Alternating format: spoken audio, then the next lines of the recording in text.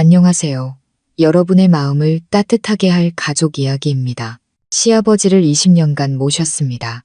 그런데 임종 직전 제게 10억 원이 든 통장을 주시며 남편에게는 절대 비밀로 하라고 하셨습니다. 그리고 한 달 뒤 저는 평생 상상도 못했던 충격적인 진실과 마주하게 됩니다. 아버님, 고맙습니다. 인생의 마지막 순간 시아버님은 제 손을 꼭 잡으시더니 낡은 통장 하나를 쥐어주셨습니다. 그리고는 힘겹게 속삭이셨죠. 10억이다. 하지만 준호에게는 절대 말하면 안 된다. 그 한마디는 비수가 되어 제 심장에 밝혔습니다. 왜 아버님은 하나뿐인 아들에게 이 사실을 숨기려 하셨을까요? 그 비밀은 저를 상상조차 못했던 거대한 폭풍 속으로 이끌었습니다. 병원 특유의 짙은 소독약 냄새가 숨 쉴 때마다 파고들어 가슴을 무겁게 짓눌렀습니다. 저는 딱딱한 플라스틱 의자에 앉아 침대에 누워 계신 한 남자를 멍하니 바라보고 있었습니다. 지난 20년간 제가 아버지라고 불러온 분이었습니다. 제 시아버님, 박상철 아버님은 낡은 병원 이불 아래 유난히 작고 위태로워 보이셨습니다. 젊은 시절 제철소에서 고된 노동으로 다져진 검고 주름진 피부는 노년의 병색이 더해져 누렇게 떠 있었습니다. 낡은 풍금이 마지막 남은 힘을 쥐어짜내는 것처럼 아버님의 거친 숨소리가 병실을 가득 메웠습니다. 침대 옆 심박 측정기에서 들려오는 일정하지만 희미한 삐 소리는 마치 아버님의 남은 시간을 거꾸로 세는 것만 같았죠. 저는 땀으로 축축한 아버님의 이마 위로 흐트러진 흰머리를 조심스럽게 쓸어 넘겼습니다. 아버님은 계속 눈을 감고 계셨지만 모든 것을 느끼고 계신다는 걸 알 수 있었습니다. 앙상하게 마른 손등 위로 튀어나온 푸른 힘줄들이 꿈틀거렸습니다. 저는 얼른 그 손을 잡아 제 뺨에 가져다 댔습니다. 희미한 온기가 느껴졌지만 제 온몸을 감싸는 서늘한 공기를 몰아내기엔 역부족이었습니다.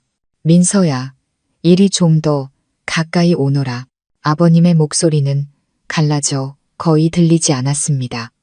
저는 귀를 아버님 입가에 바싹 가져다 대고 마지막 남은 숨결 하나 놓치지 않으려 애썼습니다. 아버님, 목이 메어와 말이 제대로 나오지 않았습니다. 아버님이 천천히 눈을 뜨셨습니다. 초점은 흐릿했지만 그 눈빛은 이상하리만치 깊고 무언가 낯선 감정을 담고 있었습니다. 저를 바라보는 눈빛에는 연민과 미안함, 그리고 기묘한 결단력이 뒤섞여 있었죠. 아버님은 남은 손을 떨어가며 환자복 주머니를 더듬으셨습니다. 한참을 힘겹게 뒤지시더니 작고 딱딱한 무언가를 꺼내 앙상한 소나귀에 꽉 쥐셨습니다. 이거 바꿔라. 힘겹게 내뱉는 말에 저는 조심스럽게 손을 폈습니다. 아버님은 제 손바닥 위에 낡은 농협 통장 하나를 올려놓으셨습니다. 차가운 통장의 감촉. 하지만 그 무게는 제 영혼까지 무겁게 짓누르는 듯 했습니다. 저는 무슨 영문인지 몰라 그저 아버님을 멍하니 바라보았습니다. 이 안에 아버님은 남은 힘을 모두 끌어모으려는 듯 깊은 숨을 내쉬었습니다. 10억 원이 들어있다. 10억. 그 숫자가 귓가에 맴돌았지만 저는 도무지 그 의미를 이해할 수 없었습니다. 평생 부엌과 텃밭, 그리고 시아버지의 병상을 떠나본 적 없는 제게는 너무나도 비현실적인 금액이었으니까요. 제가 잘못 들었거나 아버님이 잠시 정신이 흐려지신 거라고 생각했습니다. 저는 눈물을 흘리며 고개를 저었습니다. 아버님, 무슨 말씀이세요? 기운 없으시니 그만 말씀하시고 좀 쉬세요. 아니다. 내 말 들어라. 아버님은 제 손을 힘주어 잡으셨습니다. 정신 똑똑히 차리고 들어. 10억. 내 엄마와 널 위해 내가 마련한 돈이다. 저는 그 자리에 얼어붙었습니다. 주변의 모든 소리가 멀어지고 아버님의 목소리만이 귓가에 울려 퍼졌습니다. 비밀번호는 우리 하나 생일이다. 우리 손녀딸 생년월일 잊지 말거라. 아버님은 제 눈을 똑바로 바라보며 간절하게 말씀하셨습니다. 그리고 가장 중요한 게 있다. 아버님은 잠시 말을 멈췄고 숨이 점점 가빠졌습니다. 제가 겁에 질려 간호사를 부르려 하자 아버님은 제 손을 놓지 않으셨습니다. 민서야, 나랑 약속 하나만 하거라. 네, 아버님. 뭐든지 말씀만 하세요. 다 약속할게요. 저는 흐느끼며 대답했습니다. 그 순간 아버님의 눈빛이 명령과 애원이 뒤섞인 채 날카롭게 빛났습니다. 절대로 준호 녀석에게는 말하지 마라. 단 한마디도 약속할 수 있겠느냐. 아버님의 말씀은 제 머리를 세게 얻어맞은 듯한 충격을 주었습니다. 왜 준호 씨에게 말하면 안 된다는 걸까요? 그는 제 남편이자 아버님의 하나뿐인 아들인데 온갖 의문이 솟구쳤지만 아버님의 눈빛을 보자 그것이 마지막 유언이자 지금 이 순간 가장 간절한 바람이라는 것을 알 수 있었습니다. 아버님을 실망시켜 드릴 수는 없었습니다. 네, 아버님, 약속할게요. 절대로 준호 씨에게는 말하지 않을게요. 저는 눈물 속에서 고개를 끄덕였습니다. 제 약속을 듣고 나서야 아버님은 마지막 짐을 내려놓은 듯 편안한 표정이 되셨습니다. 저를 사랑 가득한 눈으로 한 번 더 바라보시더니 천천히 눈을 감으셨습니다. 제 손을 잡고 있던 손에서 힘이 빠져나갔습니다. 그리고 길게 울리는 삐 소리가 제게 남은 마지막 희망의 끈을 날카롭게 끊어버렸습니다. 아버님은 가셨습니다. 제게 거대한 비밀을 남기신 채 너무나도 편안한 얼굴로 떠나셨습니다. 저는 침대 옆에 주저앉아 차갑게 식어가는 아버님의 손에 얼굴을 묻고 소리 없이 울었습니다. 제 손바닥 안에는 낡고 비밀스러운 통장이 여전히 남아 있었습니다. 왜 아버님이 이런 일을 하셨는지, 왜 그런 이상한 유언을 남기셨는지 저는 아무것도 이해할 수 없었습니다. 그저 감당할 수 없는 상실감과 지친 제 어깨를 짓누르는 미래에 대한 막막한 두려움만이 저를 휘감을 뿐이었습니다. 옷주머니 속 차가운 통장이 마치 무거운 돌덩이처럼 느껴졌습니다. 이따금씩 몸에 부딪힐 때마다 병원에서의 그 운명적인 오후를 떠올리게 했습니다. 시아버님이 돌아가신 지 며칠이 흘렀습니다. 원래도 조용했던 집은 더욱 텅 빈 것처럼 느껴졌습니다. 장례를 무사히 치르고 조문객들도 모두 돌아가자 횡한 집에는 저와 딸 하나, 그리고 남편 준호 씨, 이렇게 셋만 남았습니다. 남편은 서울에서 막 내려와 슬픔에 잠긴 표정으로 장례 절차를 도맡아 처리했습니다. 하지만 그의 눈에서는 아버지를 잃은 진정한 슬픔보다는 피곤함과 서두름이 더 강하게 느껴졌습니다. 그날 밤 저는 도저히 잠을 이룰 수 없었습니다. 홀로 툇마루에 앉아 달빛 아래 희미하게 보이는 마당을 바라보았습니다. 차가운 밤바람에 저도 모르게 몸을 떨자 20년 전의 기억이 어제 일처럼 생생하게 떠올랐습니다. 그해 제 나이는 막 18, 여자 나이로 가장 아름답다는 꽃다운 시절이었습니다. 저는 동네에서 제일 예쁘다는 소리를 듣던 하얀 피부에 긴 생머리를 가진 시골 처녀였죠. 저와 준호 씨는 풋풋하고 순수한 사랑을 했습니다. 저보다 2살 많았던 그는 키 크고 듬직한 데다 웃는 모습이 선한 청년이었습니다. 그의 가족은 아버님과 단둘뿐이었습니다. 어머님은 일찍 돌아가시고 시아버님 혼자 제철소에서 고된 일을 하며 그를 키워내셨죠. 그때의 아버님은 아직 기골이 장대하고 풍채 좋은 중년의 신사셨습니다. 과묵하셨지만 정이 많고 아들을 끔찍이 아끼셨죠. 제가 집에 놀러 갈 때마다 항상 따뜻하게 맞아주셨고 저를 흐뭇한 눈으로 바라보시곤 했습니다. 아들에게 늘 이렇게 말씀하셨죠. 민서, 애가 착하고 부지런하니 네가 잘해줘야 한다. 저희의 결혼식은 작았지만 마을 사람들의 축복 속에서 따뜻하게 치러졌습니다. 그렇게 저는 그의 아내가 되어 희망을 품고 새로운 삶을 시작했습니다. 제 인생은 이렇게 존경하는 시아버지와 다정한 남편 곁에서 평온하고 행복하게 흘러갈 줄로만 알았습니다. 시아버님은 저를 친딸처럼 아껴주셨습니다. 퇴근하고 돌아와 제가 부엌에서 일하고 있으면 말없이 소매를 걷고 도와주시곤 했죠. 너는 며느리지 일꾼이 아니다. 집안일은 같이 하는 거다. 준호 씨가 며칠씩 출장을 가 집에 없을 때도 항상 제게 먼저 반찬을 챙겨주시며 이런저런 이야기를 건네셨습니다. 저는 정말 운이 좋다고 생각했습니다. 곧이어 저는 임신을 했습니다. 작은 집에 행복이 넘쳐 흘렀습니다. 준호 씨는 제 배를 쓰다듬으며 하루 종일 싱글벙글 웃었고 아버님은 안절부절 못하시며 제게 먹을 것부터 걸음걸이까지 온갖 당부를 하셨습니다. 손주를 빨리 안아보고 싶다며 아이처럼 좋아하셨죠. 그때 제 눈에 비친 미래는 온통 장밋빛이었습니다. 하지만 제 배가 7개월을 넘어서던 어느 운명의 날 비극이 닥쳤습니다. 그날은 비가 억수같이 쏟아졌습니다.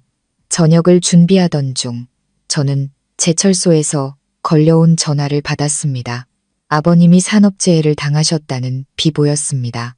거대한 철골 구조물이 무너져 내렸고 아버님이 미처 피하지 못하셨다는 것이었습니다. 그 소식을 듣는 순간 하늘이 무너지는 것 같았습니다. 저와 준호 씨는 미친 듯이 병원으로 달려갔습니다. 아버님은 다행히 목숨은 건지셨지만 의사는 더 끔찍한 소식을 전했습니다. 척추를 너무 심하게 다쳐 하반신이 마비될 것이고 남은 평생을 침대에 누워 지내셔야 한다는 것이었습니다. 청천벽력 같은 소리에 준호 씨는 그 자리에 얼어붙었고 저는 병원 복도에서 그대로 정신을 잃고 말았습니다. 깨어났을 때 저는 병원 침대에 누워 있었습니다. 준호 씨가 빨갛게 충혈된 눈으로 제 곁을 지키고 있었죠. 그는 제 손을 잡고 갈라진 목소리로 말했습니다. 민서야, 정신 차려야 해. 우리 아기를 생각해서라도 망연자실한 남편과 점점 불러오는 제 배를 보며 저는 눈물을 삼키고 강해져야 한다고 다짐했습니다. 하지만 이제 막 18살을 넘긴 제 어린 어깨에 지워진 미래의 무게는 너무나도 무거웠습니다. 한때 집안의 든든한 기둥이었던 시아버님은 이제 하얀 병원 천장만 바라보며 미동도 없이 누워 계셨습니다. 제 장밋빛 인생은 산산조각 나버렸습니다. 저는 제 삶이 이제껏 한 번도 상상해 본 적 없는 방향으로 흘러가리라는 것을 직감했습니다. 아름답고 행복했던 날들은 끝나고 안개처럼 막막하고 가시밭길 같은 미래가 저를 기다리고 있었습니다.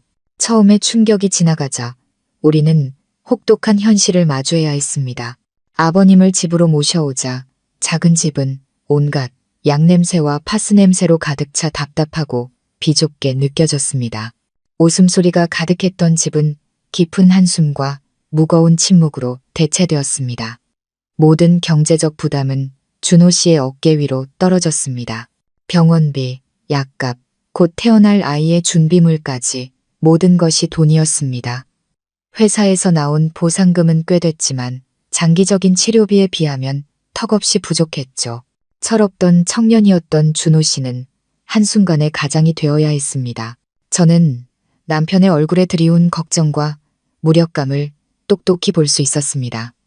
그는 말이 줄었고 홀로 툇마루에 앉아 담배를 피우며 먼 곳을 바라보는 일이 잦아졌습니다. 남편도 제 자신도 그리고 곧 태어날 아이도 너무나 가여웠습니다. 어느 날 저녁 제가 아버님 뒷바라지를 마치자 준호 씨가 저를 마당으로 불렀습니다. 그는 섬돌에 앉아 담배에 불을 붙였습니다. 깜빡이는 불빛에 그의 수척한 얼굴이 드러났습니다. 민서야. 그는 쉬어버린 목소리로 입을 열었습니다. 저는 그의 옆에 조용히 앉았습니다. 불길한 예감이 들었습니다. 우리 동네에서는 농사일밖에 할 게 없는데 이래서는 수입이 너무 적어. 이러다간 우리 가족 다 굶어 죽게 생겼어. 아버님 약값에 나중에 하나 태어나면 분유값까지 난 도저히 이대로는 못 있겠어. 그럼 어쩔 생각이에요? 저는 심장이 쿵쾅거리는 것을 느끼며 조심스럽게 물었습니다. 준호 씨는 담배 연기를 길게 내뿜었습니다. 서울에 있는 친구한테서 전화가 왔는데 지금 서울에 큰 건설 현장이 많아서 사람이 많이 필요하대. 월급이 여기서 버는 것보다 몇 배는 많다고 하더라. 내가 서울 가서 몇 년만 돈 벌어오려고. 그 말을 듣는 순간 가슴이 철렁 내려앉았습니다. 서울. 우리 집에서 수백 킬로미터나 떨어진 멀고 낯선 도시. 그가 떠나면 이 집에는 임신한 저와 하반신 마비가 된 시아버님, 그리고 곧 태어날 아이만 남게 됩니다. 그 무거운 짐을 저 혼자 어떻게 감당할 수 있을까요? 제가 아무 말도 못하자 준호 씨는 제 손을 잡으며 부드럽게 말했습니다. 당신 고생시킬 거 아는데, 이렇게 하는 게 당신한테 못할 짓이라는 것도 아는데, 우리한테는 다른 방법이 없어. 내가 몇 년만 고생해서 돈 모아서 바로 돌아올게. 약속해. 꼬박꼬박 돈 붙여서 당신이랑 하나, 그리고 아버님 고생 안 시킬게. 나 없는 동안 조금만 더 고생해 줄 수 있을까? 저는 남편의 눈을 깊이 들여다보았습니다. 그의 눈에는 굳은 결심과 함께 이런 결정을 내려야만 하는 고통이 담겨 있었습니다. 저는 그의 말이 옳다는 것을 알았습니다. 여기에 머물면 우리 가족은 모두 가난과 고통 속에서 허우적될 것입니다. 그가 떠나는 것이 어쩌면 유일한 희망일지도 모릅니다. 제가 할 수 있는 일은 고개를 끄덕이는 것뿐이었습니다. 가서 몸 조심해요. 그 한마디를 내뱉자마자 눈물이 터져 나왔습니다. 엄마랑 저한테 전화 자주 하고요. 준호 씨는 저를 힘껏 안았습니다. 그의 포옹은 굳건했지만 어딘가 서두르는 듯했습니다. 아마 더 오래 머물면 떠날 용기를 잃을까 두려웠던 거겠죠. 그가 떠나던 날 저는 임신 8개월의 만삭이었습니다. 저는 마을 어귀까지 그를 배웅했습니다. 그의 손에는 옷 몇 벌과 제가 쥐어준 약간의 돈이 든 작은 배낭 하나뿐이었습니다. 그는 차마 저를 돌아보지 못하고 마을 입구에 서 있던 고속버스를 향해 서둘러 걸어갔습니다. 저는 그의 모습이 대나무 숲 뒤로 완전히 사라질 때까지 그 자리에 서 있었습니다. 아침 햇살이 마을 길을 비추고 있었지만 제 마음은 어둡고 차갑기만 했습니다. 그날부터 저의 20년간의 기나긴 홀로 서기가 시작되었습니다. 저는 혼자서 집안의 모든 일을 도맡았습니다. 새벽같이 일어나 밥을 짓고 청소를 하고 가장 중요한 일인 시아버님 돌보는 일을 시작했죠. 아버님의 몸을 닦이고 옷을 갈아입히고 식사를 챙겨드렸습니다. 하반신 마비이셨기에 모든 대소변을 제가 받아내야 했습니다. 그 후에는 근육이 굳지 않도록 팔다리를 주물러드리고 몸을 일으켜 앉혀드렸습니다. 점점 불러오는 배 때문에 모든 일이 버거워졌습니다. 너무 지치고 힘들어서 주저앉아 엉엉 울고 싶을 때도 많았습니다. 하지만 낯선 타지에서 고생하고 있을 남편과 곧 태어날 아이를 생각하면 다시 힘을 내야만 했습니다. 그리고 마침내 진통이 시작되었습니다. 딸 하나는 저의 기쁨과 눈물 속에서 태어났습니다. 준호 씨는 돌아오지 못했습니다. 그는 전화기 너머로 미안함 가득한 목소리로 말했습니다. 공사 현장이 너무 바빠서 도저히 쉴 수가 없다고, 대신 돈을 붙였다고 했습니다. 저는 그의 목소리를 들으며 서운함과 남편에 대한 안쓰러움을 동시에 느꼈습니다. 다행히 산후조리는 친정어머니가 오셔서 며칠 돌봐주셨지만 친정도 일이 많아 금방 돌아가셔야 했습니다. 갓난아기인 하나를 품에 안고 저는 더 강해져야 한다고 스스로에게 다짐했습니다. 아이를 위해서, 이 가정을 위해서, 시아버님과 아이를 돌보는 것 외에도 저는 틈틈이 근처 공장에서 주는 바느질 일감을 받아와 생활비에 보탰습니다. 한 젊은 아내, 젊은 엄마, 그리고 효심 깊은 며느리의 삶은 그렇게 시작되었습니다. 한 가정의 모든 무게가 이제 제 가녀린 어깨 위에 고스란히 얹혔습니다. 미래가 어떻게 될지는 몰랐지만 그저 하루하루가 제가 이겨내야 할 커다란 시련이라는 것만은 분명했습니다. 마비 환자를 돌보는 일은 겉에서 보는 것처럼 간단한 일이 아니었습니다. 그것은 엄청난 인내심과 체력, 그리고 진심 어린 마음이 필요한 일이었습니다. 저는 욕창이 생기지 않도록 몇 시간에 한 번씩 아버님의 몸을 뒤집어 드려야 했습니다. 노쇠하셨다 해도 남자의 몸은 무거웠습니다. 처음에는 낑낑대며 겨우 해냈지만 시간이 지나면서 익숙해졌습니다. 팔에 근육이 붙었지만 대신 날씨가 궂은 날이면 허리가 쑤시는 통증이 남았죠. 처음에는 아버님의 대소변을 받아내는 것이 가장 민망하고 힘들었습니다. 아무리 그래도 저는 며느리였으니까요. 하지만 곧 친아버지나 다름없는데 뭐가 부끄러운가라고 마음을 다잡았습니다. 저는 몸을 닦아드리고 기저귀를 가는 일부터 더러워진 것들을 치우는 일까지 모든 것을 세심하고 정성스럽게 해냈습니다.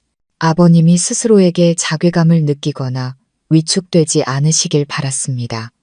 항상 방을 깨끗하고 향기롭게 유지하며 병의 흔적을 지우려 노력했습니다. 매 끼니마다 저는 죽이나 밥을 한 숟가락씩 떠먹여 드려야 했습니다. 음식은 삼키기 쉽도록 아주 부드럽고 묽게 만들어야 했죠. 어떤 날은 아버님이 너무 피곤해서 식사를 거부하시면 어린아이를 달래듯 어르고 달래야 했습니다. 아버님, 한 숟가락만 더 드세요. 그래야 기운을 차리시죠. 힘겹게 음식을 삼키시는 모습을 볼 때마다 제 마음은 아려왔습니다. 시간은 쏜살같이 흘러 20년이라는 세월이 눈 깜짝할 사이에 지나갔습니다. 하지만 제게 그 시간은 한 세기처럼 길게 느껴졌습니다. 매일 똑같은 일상이 지루할 정도로 반복되었습니다.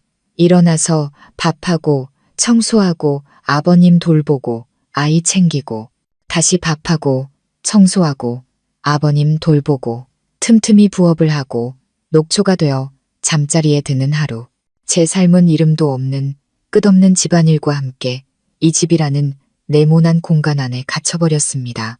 제 딸 하나는 그런 환경 속에서 자랐습니다. 갓 태어난 핏덩이였던 아이는 어느새 어엿한 숙녀가 되었죠. 딸의 어린 시절에는 아버지의 존재가 거의 없었습니다. 아이에게 가장 익숙한 모습은 늘 바쁜 엄마와 침대에 가만히 누워있는 할아버지였습니다.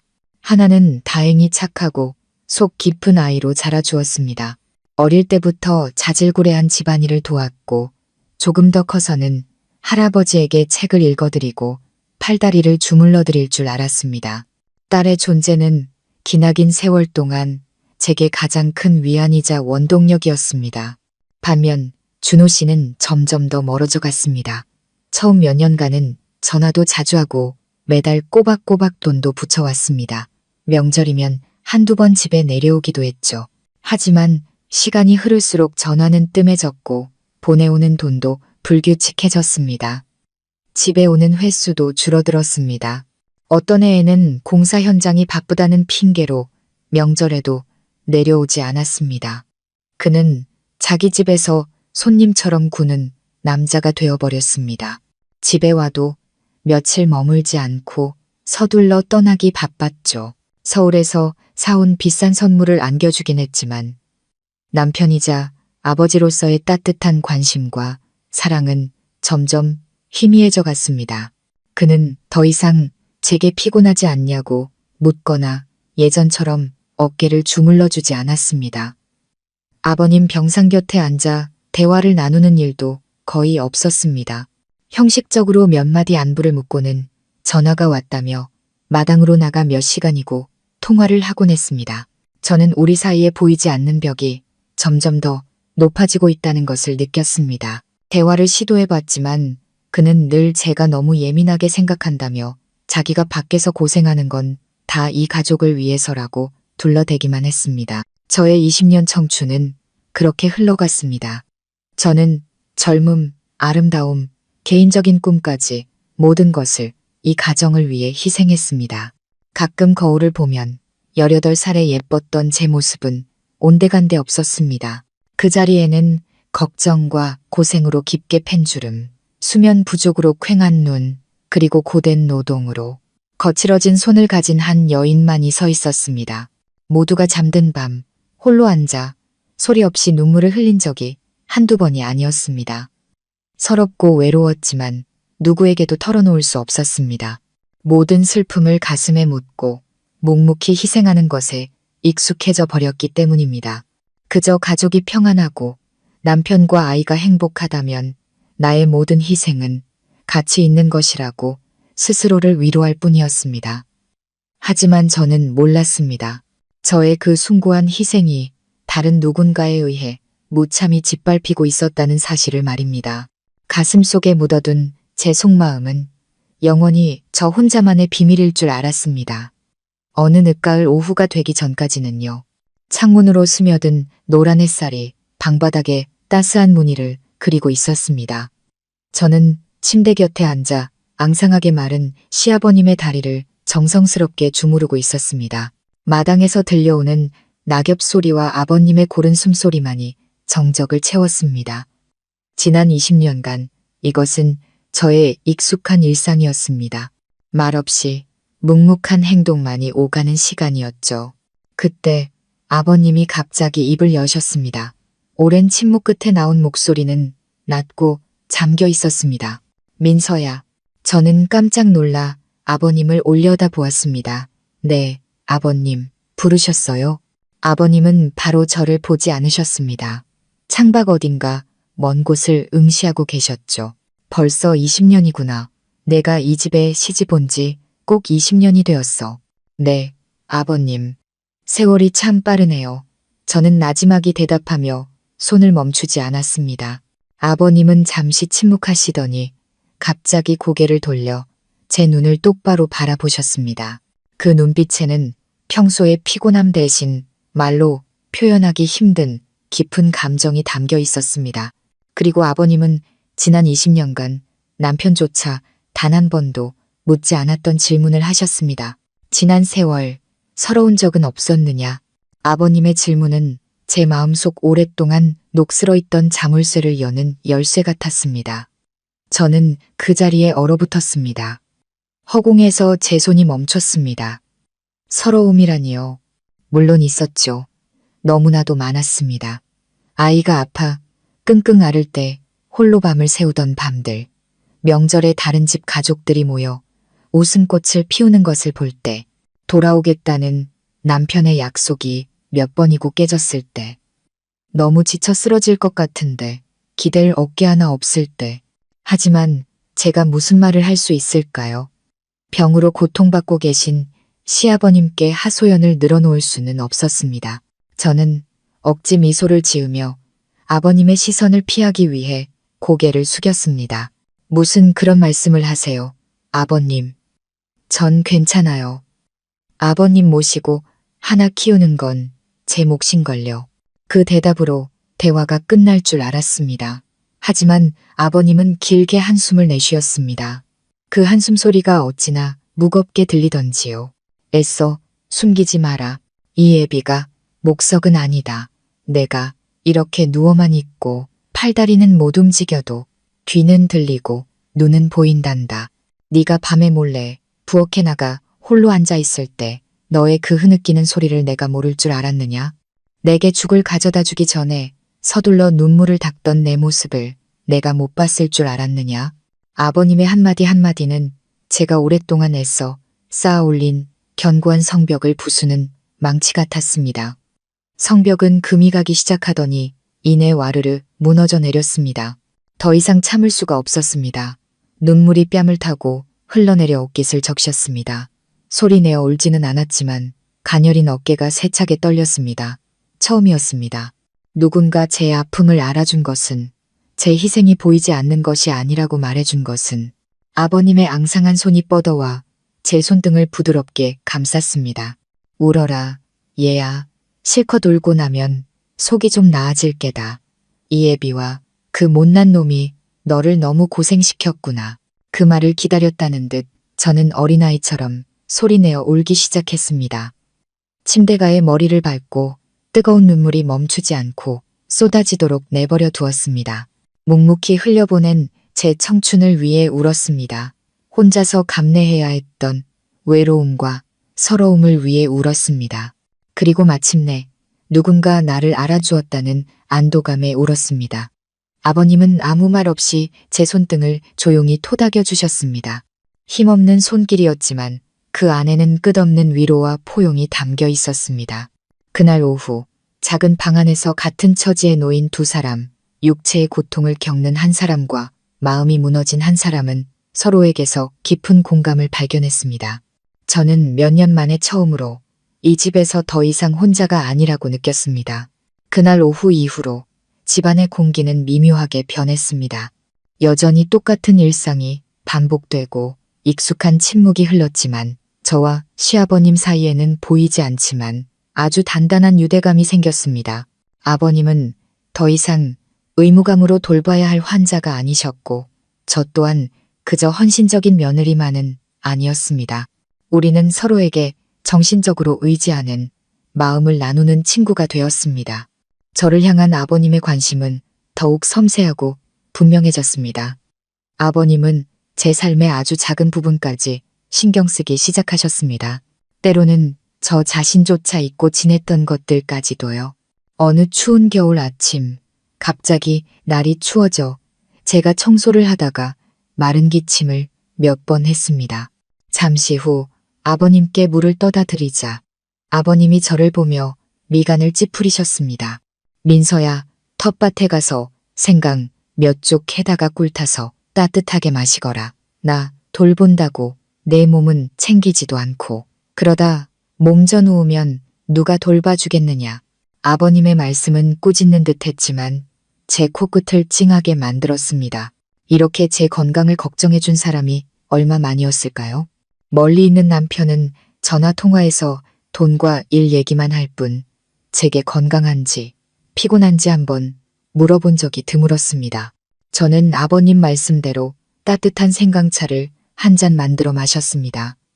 차의 온기가 온몸에 퍼졌지만 마음속에 퍼지는 온기는 그보다 몇 배는 더 컸습니다. 또 어떤 날은 제가 부엌에서 음식을 하고 있는데 방에서 아버님이 저를 부르셨습니다. 민서야, 오늘 저녁엔 된장찌개 안 끓이느냐? 네가 제일 좋아하는 음식이 그거 아니었니? 요즘 통 안 끓이는 것 같구나. 저는 순간 멍해졌습니다. 맞습니다.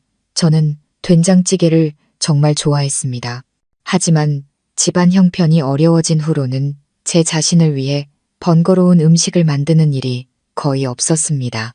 항상 아버님이 드실 수 있는 음식, 딸아이가 좋아하는 음식을 우선으로 했고 저는 아무거나 먹어도 괜찮다고 생각했죠. 그런데 아버님은 그걸 기억하고 계셨습니다. 침대에 누워 식사조차 남이 떠먹여줘야 하는 분이 며느리의 식성을 기억하고 계셨던 겁니다. 저는 말할 수 없는 감동을 느꼈습니다. 가장 큰 변화는 제가 아버님의 요청대로 심심풀이로 뉴스라도 보시라며 스마트폰을 사다 드린 후부터였습니다. 처음엔 정말 단순하게 생각했습니다. 하지만 아버님은 놀라울 정도로 빠르게 스마트폰 사용법을 익히셨습니다.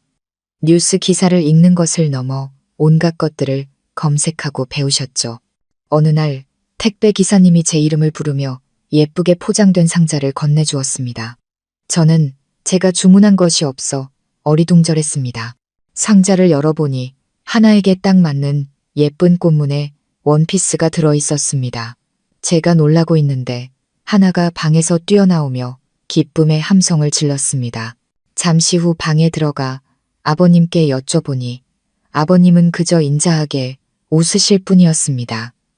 고된 얼굴 위로 드물게 번지는 미소였습니다. 하나가 학교 다녀와서 친구들이 새 옷 샀다고 자랑하는 얘기를 종종 하더구나. 인터넷을 보다 보니 저 아이에게 잘 어울릴 것 같아서 깜짝 선물로 주문했다. 내가 사준 거라고는 말하지 말고 엄마가 사줬다고 하거라. 저는 아버님을 바라보며 솟아오르는 감정을 주체할 수 없었습니다.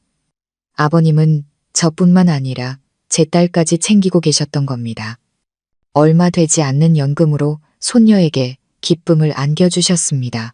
아버님의 사랑은 요란하거나 화려하지 않았지만 조용하고 깊었습니다. 아버님은 아들이 채워주지 못하는 정서적인 빈자리를 당신의 방식으로 채워주려 애쓰고 계셨습니다. 하루하루가 지날수록 저는 침대에 누워 계신 저분이 단순한 시아버지가 아니라 아버지이자 할아버지이며 이 세상에서 제가 기댈 수 있는 유일하고 든든한 버팀목이라는 것을 더욱 깊이 깨달았습니다. 그렇게 평온한 시간이 얼마간 흘렀습니다. 그러던 어느 날 아버님은 또다시 저를 놀라게 하는 부탁을 하셨습니다. 그날 점심 식사를 마치고 제가 설거지를 하고 있는데 아버님이 저를 침대 곁으로 부르셨습니다. 표정이 조금 심각해 보이셨습니다. 민서야, 혹시 스마트폰으로 사람들이 주식이나 채권 같은 거 사고 파는 앱이 뭔지 아니? 저는 아버님의 질문에 어안이 벙벙했습니다. 주식, 채권. 저 같은 시골 여자에게는 너무나도 낯선 단어들이었습니다. 텔레비전에서 얼핏 들어본 적은 있었지만 제 머릿속에서 그것은 복잡하고 위험하며 돈 많고 유식한 사람들만 하는 것이었습니다. 네, 아버님, 들어는 봤는데 잘은 몰라요. 그런 건 복잡하고 사기도 많다던데요. 갑자기 그건 왜 알아보세요? 저는 호기심과 약간의 걱정을 숨기지 못하고 되물었습니다. 아버님은 창밖을 보며 한숨을 쉬셨습니다. 내가 이렇게 누워만 있으니 너무 심심하구나. 매일 먹고 자고 천장만 쳐다보고 있으니 말이다. 뉴스에서 경제 얘기도 많이 하고 투자 얘기도 많이 하길래 바깥 세상이 어떻게 돌아가는지 좀 알아봐야 머리가 굳지 않을 것 같아서 그런다. 제가 여전히 망설이는 표정을 짓자 아버님은 태연한 목소리로 말을 이었습니다. 그냥 구경만 하려고 그러는 거다. 내 연금이랑 예전에 사고 났을 때 받은 보상금 남은 게 은행에 좀 있는데 몇 년째 그냥 넣어두니 이자도 거의 안 붙지 않느냐. 사람들이 어떻게 하는지 좀 배워두면 나중에 우리 하나 분유값이라도 보탤 수 있을지 누가 알겠니. 아버님의 설명이 합리적으로 들렸고 손녀 분유값 얘기를 하시니 제 걱정도 누그러졌습니다. 아마 무료한 시간을 달래고 당신이 여전히 쓸모있는 사람이라는 것을 느끼고 싶으신 거겠지 하고 생각했습니다. 아버님처럼 똑똑하고 배우길 좋아하시는 분이니 비록 몸은 불편하셔도 정신은 여전히 총명하셨습니다. 새로운 것을 배우고 싶어 하시는 것도 충분히 이해할 수 있었습니다. 그래서 저는 아버님 뜻에 따라 아버님 폰으로 유명한 주식 거래 앱 몇 개를 찾아 설치해드렸습니다. 저는 아무것도 몰라서 인터넷에 나온 설명대로 계좌를 만들어드리고 은행과 연동해드렸습니다. 혹시나 싶어 약관을 하나하나 읽어드리고 조심하셔야 한다고 신신당부했습니다. 아버님은 아주 집중해서 들으셨고 가끔 이해가 안 되는 부분을 다시 물어보시기도 했습니다. 저는 그저 재미삼아 보시는 줄로만 알았는데 아버님은 놀라울 정도로 진지하셨습니다. 초보 투자자를 위한 책을 몇 권 사다 달라고 하셨고 매일 몇 시간씩 책을 읽고 스마트폰을 들여다보며 연구하셨습니다. 심지어 매일 나오는 경제 뉴스를 큰 소리로 읽어달라고 부탁하기도 하셨습니다. 점점 아버님의 입에서 제가 알아들을 수 없는 용어들이 나오기 시작했습니다. 코스피 지수, 유동성, 우량주, 국고채 같은 것들이었죠. 가끔 아버님이 누군가와 통화하는 것을 보기도 했습니다. 아주 작고 조심스럽게 말씀하셨지만 얼핏 듣기에도 투자에 대해 이야기하는 것 같았습니다. 제가 방에 들어가면 아버님은 서둘러 전화를 끊거나 다른 주제로 화제를 돌리셨습니다. 은퇴한 노인들이 모여서 재미로 투자 공부하는 모임에 참여하고 있다고 말씀하셨죠. 아버님의 비밀스러운 모습에 조금 의아했지만 저는 아버님을 전적으로 믿었습니다. 그저 새로운 취미를 찾으신 것이고 침대 위에서의 답답한 삶에서 의미와 즐거움을 찾는 방법이라고 단순하게 생각했습니다. 저는 전혀 알지 못했습니다.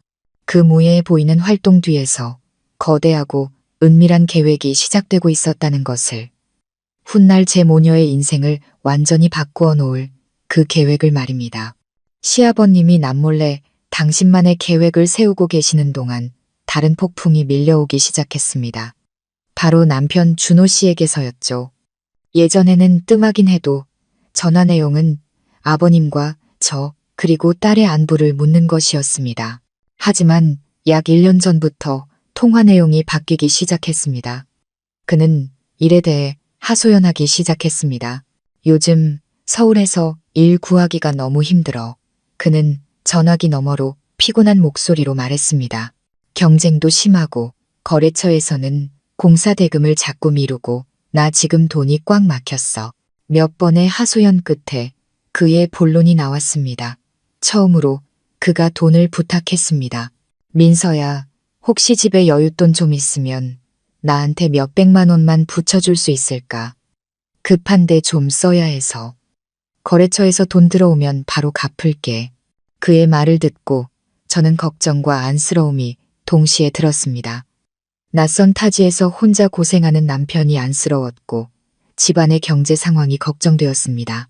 저는 망설임 없이 집에 있던 얼마 안 되는 예금을 모두 모아 은행에서 그에게 붙였습니다. 그가 정말로 어려운 상황에 처해 있을 거라고 굳게 믿었습니다. 하지만 한 번이 두 번이 되고 두 번이 세 번이 되었습니다.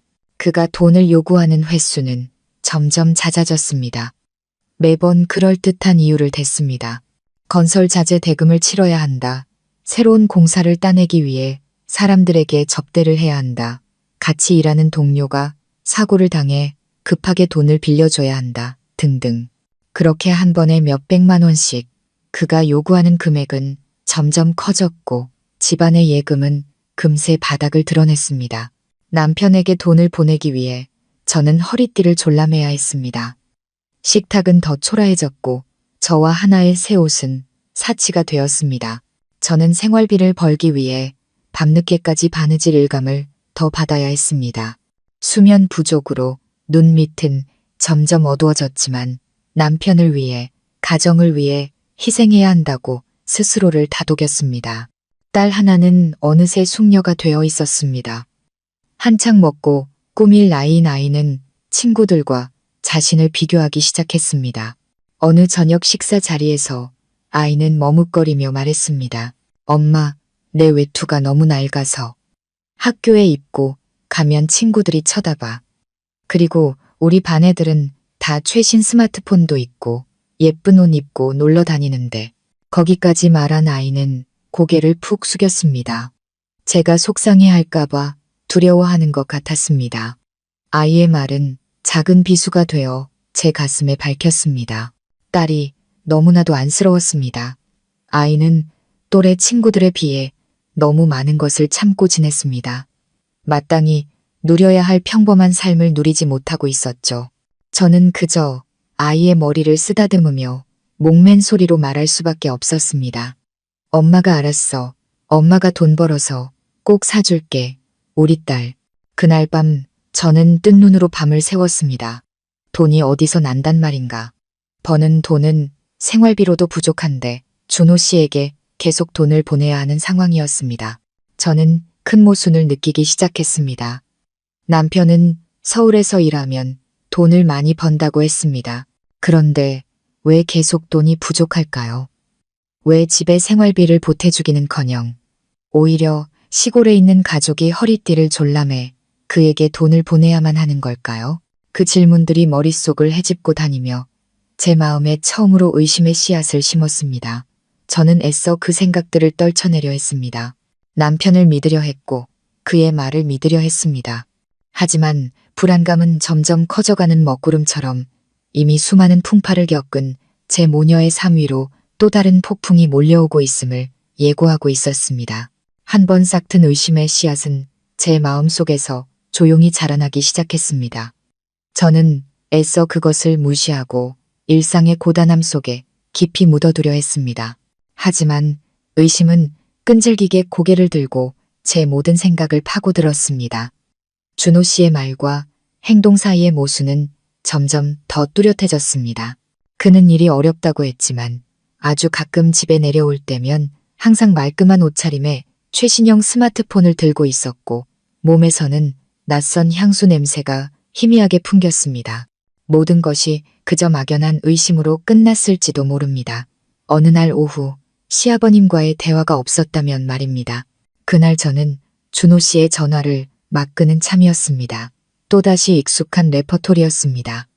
일에 대한 하소연으로 시작해 500만 원을 빌려달라는 요구로 끝났죠. 인부들 월급을 줘야 하는데 돈을 주지 않으면 파업을 할 거라고 했습니다. 제 마음은 무겁게 가라앉았습니다. 너무 큰 돈이었습니다. 어디서 그 돈을 구한단 말인가. 딸아이에게 새 외투를 사주겠다는 약속은 또 미뤄야 했고 친척과 이웃에게 다시 손을 벌려야 했습니다. 전화를 끊고 저는 툇마루에 멍하니 앉아 있었습니다. 마음이 실타래처럼 복잡하게 엉켜 있었습니다. 방 안에 계시던 아버님이 통화 내용을 전부 들으셨던 모양입니다. 저를 부르셨습니다. 준호 녀석이 또 돈 달라고 전화했더냐. 아버님은 깊은 눈으로 저를 바라보며 물으셨습니다.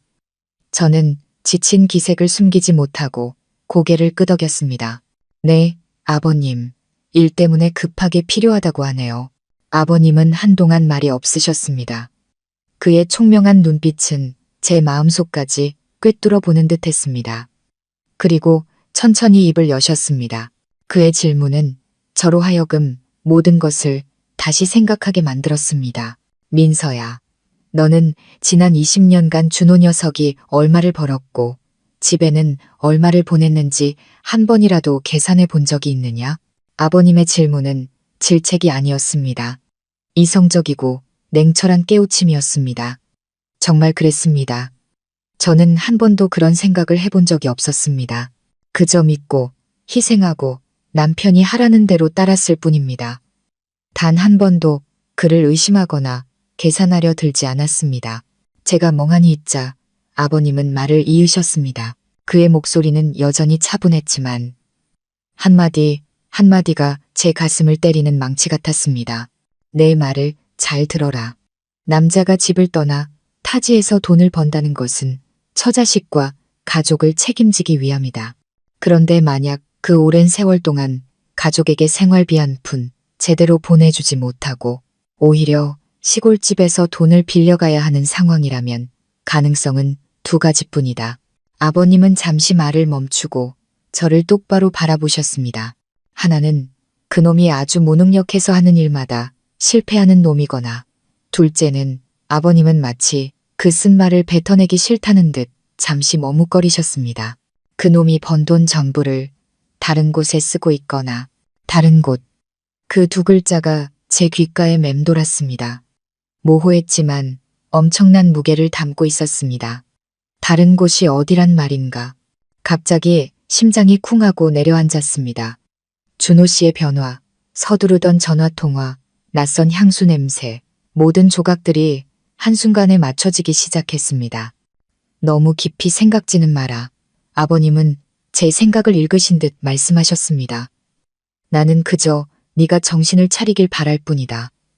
너는 너무 착하고 사람을 너무 잘 믿어. 너는 내 청춘 전부를 이 집을 위해 바쳤다. 너와 하나는 더 나은 삶을 살 자격이 있어. 언제까지나 이렇게 궁핍하고 불안하게 살 수는 없는 노릇이다. 너 자신과 내 딸을 지켜야 한다. 아버님의 말씀은 제가 애써 외면해왔던 제 마음속 어두운 구석을 비추는 강렬한 빛과 같았습니다. 외면하고 싶었던 잔인한 진실이 서서히 모습을 드러냈습니다. 지난 20년간 쌓아 올린 신뢰가 뿌리부터 흔들리기 시작했습니다. 저는 더 이상 눈을 감고 외면할 수 없었습니다. 무언가 해야만 했습니다. 그날 밤은 제 인생에서 가장 긴 밤이었습니다. 저는 침대에 누워 뜬 눈으로 캄캄한 천장을 바라보았습니다. 머릿속은 출구 없는 미로처럼 복잡했습니다. 시아버님의 말씀이 귓가에 계속 맴돌았습니다. 무능력하거나 다른 곳에 돈을 쓰거나 어느 쪽이든 제게는 너무나 쓴 진실이었습니다. 저는 준호 씨에 대한 기억을 하나씩 되짚어 보았습니다. 20년 전 따뜻한 미소를 가졌던 다정한 청년, 떠나던 날 몇 년만 고생하고 돌아오겠다던 그의 약속. 하지만 그 모습은 점점 흐려지고 자기 집에서 손님처럼 구는 낯선 남자의 모습이 그 자리를 대신했습니다. 그가 변한 걸까요? 아니면 제가 처음부터 그를 제대로 알지 못했던 걸까요? 의심은 독사처럼 제 영혼을 갉아먹었고 고통과 두려움에 떨게 했습니다. 하지만 두려워한다고 해서 해결될 문제는 아니었습니다. 이 막연함 속에서 계속 살 수는 없었습니다. 저는 답이 필요했습니다. 아무리 잔인하더라도 명확한 답이 필요했습니다. 딸 하나를 생각했습니다. 하나는 이제 막 사춘기에 접어든 예민한 나이였습니다. 부모의 사랑과 안정적인 환경 속에서 자라야 할 아이입니다. 아이의 미래가 가난과 거짓말 속에 묻히게 할 수는 없었습니다. 시아버님의 경고가 옳았습니다. 저는 저 자신뿐만 아니라 아이를 위해서라도 살아야 했습니다. 강해져야 했습니다. 제 손으로 직접 진실을 찾아야 했습니다. 길고 긴 밤이 지나고 새날의 첫 햇살이 창틈으로 스며들 무렵 저는 제 38년 인생에서 가장 대담한 결정을 내렸습니다. 서울에 가기로. 저는 자리에서 일어나 딸의 침대로 다가갔습니다. 아이는 맑고 순수한 얼굴로 곤히 잠들어 있었습니다. 저는 아이의 머리카락을 부드럽게 쓰다듬으며 마음속으로 굳게 다짐했습니다. 미안하다, 우리 딸.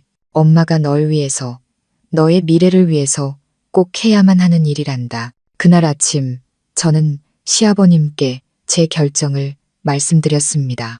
아버님이 놀라시거나 말리실 거라고 생각했습니다. 하지만 아버님은 그저 저를 조용히 바라보시더니 단호하게 고개를 끄덕이셨습니다. 그래야지.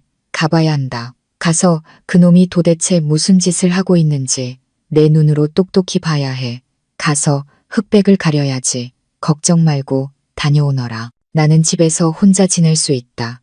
옆집 행복이 엄마한테 며칠만 좀 봐달라고 부탁하면 될 게다. 경비는 내 돈을 가져다 쓰거라. 아버님의 지지는 제게 큰 힘이 되었습니다. 저는 이웃집이자 먼 친척이기도 한 행복이 엄마에게 가서 며칠간 아버님을 돌봐달라고 부탁했고 그녀는 흔쾌히 수락했습니다. 그리고 저는 준호 씨에게 전화해 시골에 사는 먼 친척 할머니가 위독하셔서 하나를 데리고 서울의 병문안을 가야겠다고, 가는 김에 당신 있는 곳에 며칠 들르겠다고 거짓말을 했습니다. 준호 씨는 전화기 너머에서 조금 놀라고 당황한 듯 했지만 거절하지는 못했습니다. 그는 제게 주소 하나를 알려주며 조심히 오라고 당부했습니다. 저는 간단한 옷까지 몇 벌과 아버님이 주신 돈을 챙겼습니다. 하나에게는 아빠를 깜짝 놀라게 해주러 서울에 가는 거라고 말했습니다. 아이는 얼굴에 기쁨이 가득했습니다. 아빠를 만나고 화려한 도시에서 아빠가 구경시켜줄 생각에 들떠 있었죠. 아이의 해맑은 미소를 보니 가슴이 미어졌습니다. 이 여행이 아이에게는 기쁜 깜짝 선물이겠지만 제게는 폭풍우가 몰아치는 진실을 찾아 떠나는 여정이라는 것을 아이는 몰랐습니다. 모녀는 서울행 고속버스에 몸을 실었습니다. 버스가 서서히 움직이며 정든 마을과 저의 20년 희생이 깃든 집을 뒤로 했습니다. 앞에는 낯선 도시와 제가 밝혀내야 할 진실이 기다리고 있었습니다. 두려웠지만 한편으로는 마음이 단단해졌습니다. 결과가 어떻든 저는 마주해야만 했습니다. 흔들리는 심야버스는 낯선 길을 달려 우리 모녀를 서울로 이끌었습니다. 하나는 들뜬 마음에 잠시 눈을 붙였다가도 금세 깨서 제잘거렸고 저는 도저히 눈을 붙일 수가 없었습니다. 서울에 가까워질수록 마음은 더욱 무겁게 가라앉았습니다. 남편이 20년간 살아온 그 도시는 제게는 너무나도 낯설고 두려운 비밀을 품고 있는 곳이었습니다. 꼬박 하루를 달려 마침내 우리는 고속버스 터미널에 도착했습니다. 버스에서 내리자마자 후텁지근한 공기와 정신없는 인파의 소음이 우리를 덮쳤습니다. 하나는 제 손을 꼭 잡고 이 혼란스러운 풍경에 호기심과 두려움이 뒤섞인 눈으로 주위를 두리번거렸습니다. 저 역시 마찬가지였습니다. 거대한 도시 속에서 한없이 작고 외롭게 느껴졌습니다. 저는 택시를 잡아 준호 씨가 알려준 주소가 적힌 종이를 기사님께 보여드렸습니다. 목적지는 어느 주택가의 좁은 골목이었습니다. 차가 복잡한 도로를 30분쯤 달린 후에야 허름한 다세대 주택 앞에 멈춰 섰습니다. 저는 택시비를 내고 딸의 손을 잡고 안으로 들어갔습니다. 심호흡을 한 번 하고 문을 두드렸습니다. 인상이 험악한 중년 여자가 문을 열었습니다. 그녀는 위아래로 우리를 훑어보며 경계하는 눈빛으로 물었습니다. 누구 찾아요? 저 혹시 여기 건설 현장에서 일하시는 준호 씨 댁 맞나요? 저는 공손하게 물었습니다. 여자는 입술을 삐죽이며 퉁명스럽게 대답했습니다. 준호? 아, 안쪽 방에 살던 그 총각? 몇 달 전에 이사 갔는데 월세 2달치나 밀리고 야반도주했구만. 집주인 여자의 말 한마디 한마디는 제 머리를 때리는 망치 같았습니다. 몇 달 전에 이사를 갔다고, 월세까지 밀렸다고. 그렇다면 준호 씨는 왜 제게 이 주소를 알려준 걸까요? 첫 번째 거짓말이 너무나도 뻔뻔하게 드러났습니다. 제 망연자실한 표정을 보더니 집주인 여자는 몇 마디 덧붙이고는 문을 쾅 닫아버렸습니다. 쯧쯧, 보아하니 시골에서 빚 받으러 올라온 가족인가 보네. 다른 데 가서 찾아봐요. 여기 그런 사람 안 사니까. 저는 굳게 닫힌 문 앞에서 그대로 얼어붙었습니다.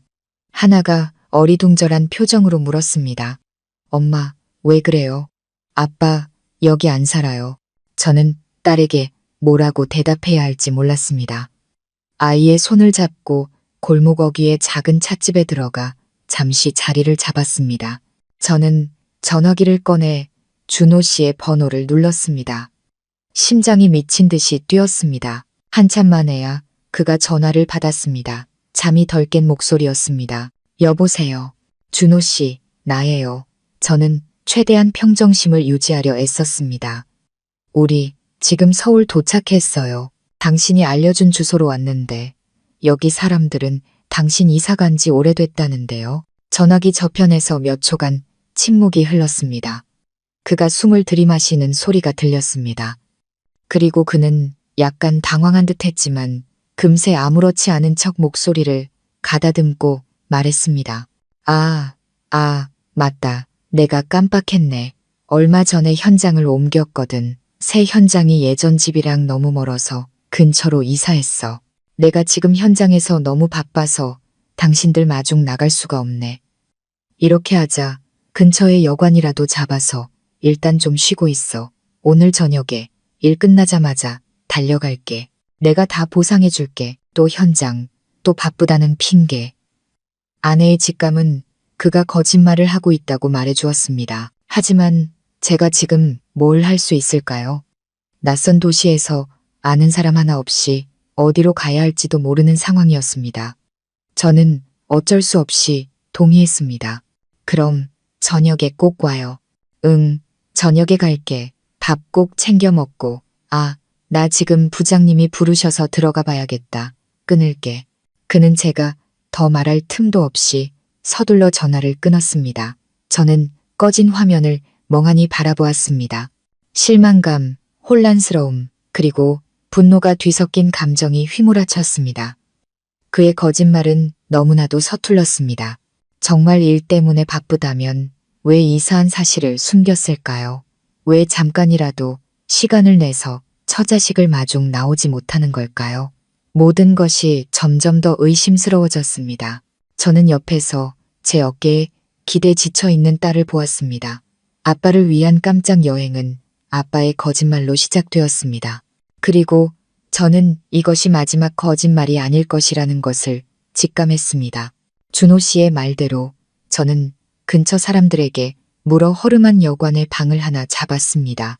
방은 낡고 곰팡이 냄새가 났지만 긴 여행에 지친 우리 모녀가 잠시 몸을 누일 곳이 있다는 것만으로도 다행이었습니다. 하나는 너무 피곤했는지 침대에 눕자마자 깊은 잠에 빠졌습니다. 하지만 저는 도저히 쉴 수가 없었습니다. 창가에 앉아 낯설고 시끄러운 거리를 바라보며 무거운 생각에 잠겼습니다. 저녁 8시가 다 되어서야 준호 씨가 나타났습니다. 그는 커다란 과일 바구니를 들고 어색한 미소를 지으며 방으로 들어왔습니다.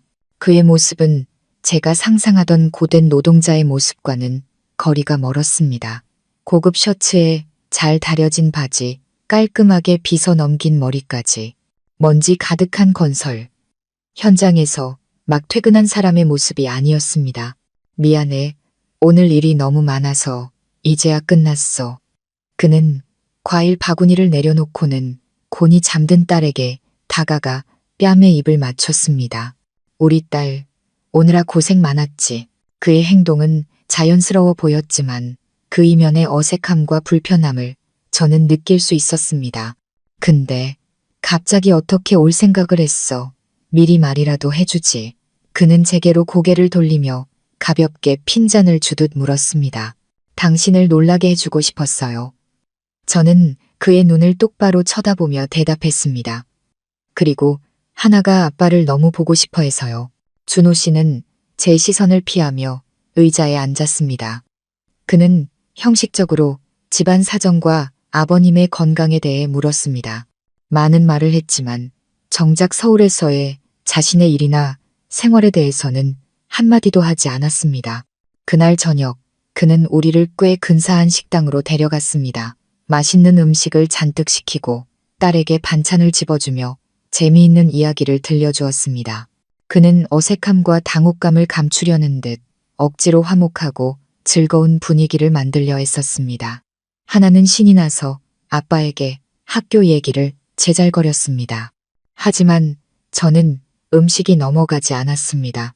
남편의 말 한마디, 행동 하나하나를 관찰하며 마음속의 불안감은 점점 더 커져만 갔습니다.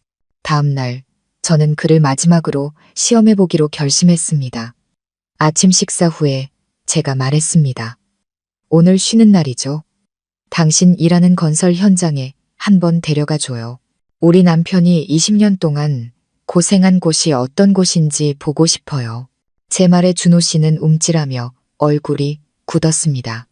그는 서둘러 손사래를 치며 단호하게 거절했습니다. 아이고, 무슨 소리야. 건설 현장은 위험해.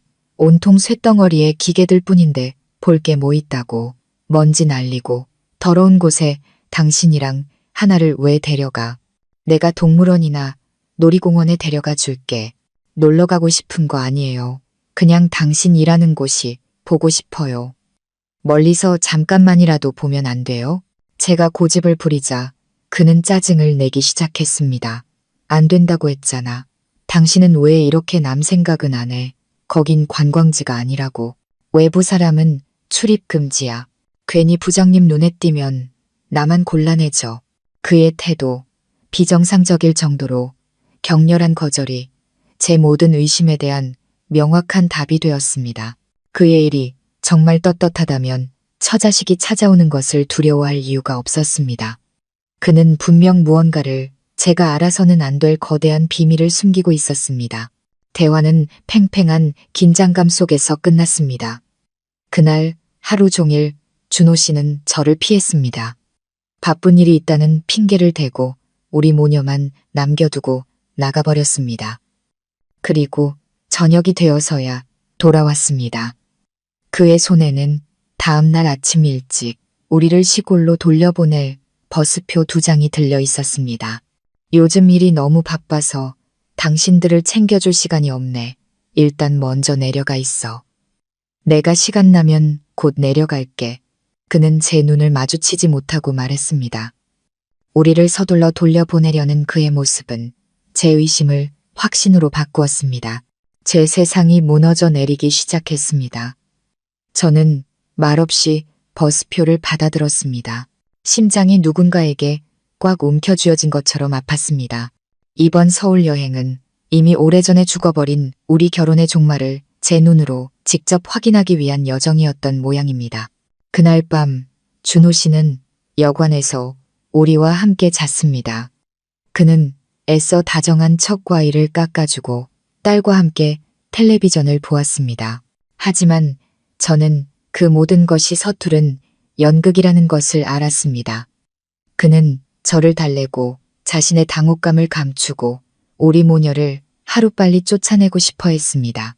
제 마음은 얼음장처럼 차가웠습니다. 저는 말을 아끼고 조용히 그를 관찰하며 머릿속으로 수만 가지 질문을 던졌습니다. 밤 10시가 넘어 하나가 깊이 잠들자 준호 씨는 담배를 사러 나간다며 자리에서 일어났습니다. 그는 탁자 위에 지갑을 집어들고 서둘러 밖으로 나갔습니다. 아마 너무 서둘렀거나 제가 절대 그러지 않을 거라고 확신했기 때문이겠지요. 그는 자신의 최신형 스마트폰을 침대 머리맡에 두고 나갔습니다. 방문이 닫히는 소리가 들렸습니다. 저는 몇 분간 미동도 없이 앉아 있었습니다. 검은 화면의 스마트폰. 하지만 제게 그것은 제가 그토록 찾아 헤매던 모든 비밀이 담긴 판도라의 상자처럼 보였습니다. 제 안에서 격렬한 싸움이 일어났습니다. 한쪽에서는 안 돼. 이건 남편의 사생활이야. 이건 잘못된 일이야. 라고 소리쳤고, 다른 한쪽 20년의 청춘을 희생하고 배신당한 아내의 편에서는 진실을 알아야 해라고 저를 부추겼습니다. 결국 상처와 의심이 이겼습니다. 제 손이 떨며 스마트폰을 집어들었습니다. 지금 제 심장처럼 차갑게 느껴졌습니다. 화면을 켜자 다행인지 불행인지 비밀번호가 걸려있지 않았습니다. 배경화면에는 제 딸 하나가 환하게 웃고 있는 사진이 있었습니다. 그 사진이 비수가 되어 제 가슴을 찔렀습니다. 딸의 사진을 배경화면으로 해놓을 만큼 생각하면서 왜 우리 모녀에게는 이렇게 대하는 걸까요? 저는 심호흡을 하며 미친 듯이 뛰는 심장을 진정시켰습니다. 사진첩을 열었습니다. 딸의 익숙한 사진들, 시골집 사진, 풍경 사진 몇 장을 지나치던 제 손가락이 멈췄습니다. 심장이 멎는 것 같았습니다. 완전히 다른 종류의 사진들이었습니다. 사진 속 준호 씨는 너무나도 행복하게 웃고 있었습니다. 젊고 아름다운 여자의 허리를 감싸 안고 있었죠. 그들은 해변에서, 고급 레스토랑에서, 화려한 아파트 앞에서 다정하게 서 있었습니다. 여자는 20대 초반으로 보였습니다. 그녀는 준호 씨의 어깨에 머리를 기대고 사랑이 넘치는 눈으로 그를 바라보고 있었습니다. 그리고 다음 사진은 제 숨을 멎게 만들었습니다. 그 사진 속에서 준호 씨와 그 여자는 서너 살쯤 되어 보이는 귀여운 남자아이를 함께 안고 있었습니다. 세 사람은 마치 세상에서 가장 행복한 가족처럼 환하게 웃고 있었습니다. 제 주변의 세상이 흔들리더니 산산조각 났습니다. 귓가에는 시끄러운 차 소리 대신 제 심장이 부서지는 소리만 들렸습니다. 등골을 타고 차가운 기운이 흘렀습니다. 그래, 이곳이었구나. 시아버님이 말씀하셨던 다른 곳. 이것이 모든 것의 이유였습니다. 거짓말, 차가운 태도, 계속되던 돈 요구, 우리를 서둘러 돌려보내려 했던 이유까지. 충격이 지나가자 더 알아야 한다는 충동이 밀려왔습니다. 저는 떨리는 손으로 사진첩을 닫고 메시지 앱을 열었습니다. 자기야 데이라는 이름으로 저장된 대화가 가장 위에 고정되어 있었습니다. 저는 그것을 눌렀습니다. 수천 개의 메시지가 눈앞에 펼쳐졌습니다. 여보, 퇴근했어요? 우리 아들이 아빠 보고 싶대요. 자기야, 아기 분유값 보냈어. 우리 월말에 부산 여행 가자. 오늘 시골에 있는 그 여자한테서 또 전화 왔어? 또 돈 달라는 거지? 절대 보내주지 마. 당신 돈은 나랑 우리 아들 위해서만 쓰는 거야. 그리고 준호 씨의 답장. 알았어, 자기야. 나 지금 거래처 사람 만나는 중이니까 이따 저녁에 전화할게. 사랑해, 우리 아내, 우리 아들. 여보, 아내, 아들.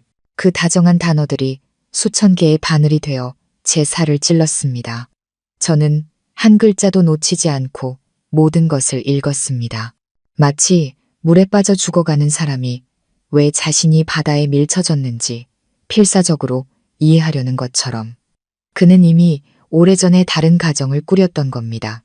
제가 아끼고 빌려서 보냈던 돈은 그 여자와 그들의 아들을 위해 쓰이고 있었습니다. 제가 20년간 시골집에서 늙은 시아버지를 모시고 딸을 키우는 동안 그는 이곳에서 새로운 가정을 꾸리고 행복하게 살고 있었습니다. 저는 손에서 스마트폰을 놓쳤습니다. 그것은 소리 없이 이불 위로 떨어졌습니다. 온몸에 힘이 빠져나갔습니다. 눈물조차 흐르지 않았습니다. 그 남자를 향한 제 모든 사랑과 믿음과 함께 이미 말라버린 것 같았습니다. 저는 낯선 여관방에 앉아 제 영혼이 죽어버렸다고 느꼈습니다. 제가 얼마나 오랫동안 돌처럼 굳어 앉아 있었는지 모르겠습니다. 담배를 사러 갔던 준호 씨가 돌아왔습니다. 그는 의자에 미동도 없이 앉아 허공을 응시하는 저를 발견했습니다. 스마트폰은 여전히 침대 위에 놓여 있었습니다. 제 넋나간 표정을 보고 그는 잠시 당황하는 듯 했지만 이내 모른 척 했습니다. 그는 제게 아무것도 묻지 않았고 저 또한 그에게 아무 말도 하지 않았습니다. 그날 밤 우리는 한 침대에 누웠지만 우리 사이에는 북극보다 더 차가운 공간이 존재했습니다. 그는 제게 등을 돌리고 잠든 척했고 저는 뜬 눈으로 밤을 새웠습니다. 지난 20년의 세월이 슬로모션 필름처럼 머릿속을 스쳐 지나갔습니다. 결혼식 날 그의 미소, 떠나던 날 그의 약속, 그리고 다른 여자와 행복해하던 그의 모습, 모든 것이 뒤섞여 제 심장을 갈기 찢었습니다. 울지 않았습니다. 분노도 느껴지지 않았습니다. 그저 무서울 정도로 텅 빈 공허함만이 느껴졌습니다. 사랑, 희생, 믿음, 모든 것이 제가 되어버렸습니다. 다음 날 새벽, 동이 트기도 전에 준호 씨는 우리 모녀를 서둘러 깨워 터미널로 향했습니다. 그는 우리를 버스 타는 곳까지 데려다주고 김밥 2줄과 약간의 돈을 제 손에 쥐어주었습니다. 이거 가지고 하나 맛있는 거 사주고 집에 도착하면 전화해. 그는 여전히 제 눈을 똑바로 쳐다보지 못하고 말했습니다. 저는 대답도 쳐다보지도 않았습니다. 그저 말없이 돈을 받아들고 하나의 손을 잡고 버스에 올랐습니다. 하나는 창밖으로 아빠를 향해 손을 흔들었습니다. 아빠, 빨리 집에 와야 해. 아이의 천진난만한 목소리가 제 가슴을 도려내는 것 같았습니다. 저는 아이의 고개를 안쪽으로 돌려 곧 죽을 것 같은 제 표정을 보지 못하게 했습니다. 버스가 움직이기 시작했습니다. 저의 모든 것을 앗아간 도시를 떠났습니다. 저는 차창에 머리를 기대고 점점 멀어지는 높은 빌딩과 복잡한 거리를 바라보았습니다. 화려한 도시 서울. 하지만 제게 그곳은 제 결혼 생활을 묻어버린 거대한 무덤일 뿐이었습니다. 돌아오는 내내 하나는 제잘거렸습니다. 아이는 도시에서 본 신기한 것들, 아빠를 만나 얼마나 기뻤는지에 대해 쉴 새 없이 이야기했습니다. 저는 그저 건성으로 대답할 뿐이었습니다. 머릿속은 텅 비어 있었습니다. 저는 영혼 없는 껍데기 같았습니다. 아이 앞에서 울지 않으려고, 약한 모습을 보이지 않으려고, 아무렇지 않은 척하려고 필사적으로 노력했습니다. 하지만 저의 변화를 예리한 시아버님의 눈까지 속일 수는 없었습니다. 버스가 마을 어귀에 도착했을 때 이미 해가 저물고 있었습니다. 익숙한 흙길을 걸어 집으로 향했습니다. 우리 집은 여전히 평화롭고 고요해 보였습니다. 하지만 제게 그곳은 더 이상 따뜻한 보금자리가 아니었습니다.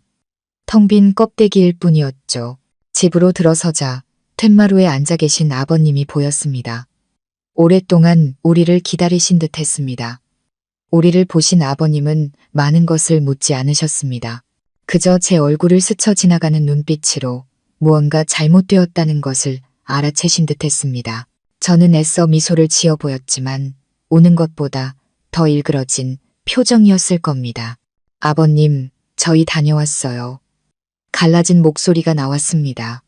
그 뒤로는 더 이상 아무 말도 할 수 없었습니다. 저는 말없이 집으로 들어가 기계처럼 청소를 하고 저녁을 준비했습니다. 아무 감정 없이 무의식적으로 움직였습니다. 그날 저녁 식사는 무거운 침묵 속에서 이루어졌습니다. 하나만이 천진난만하게 여행 이야기를 늘어놓았고 저와 아버님은 각자 다른 생각에 잠겨 있었습니다.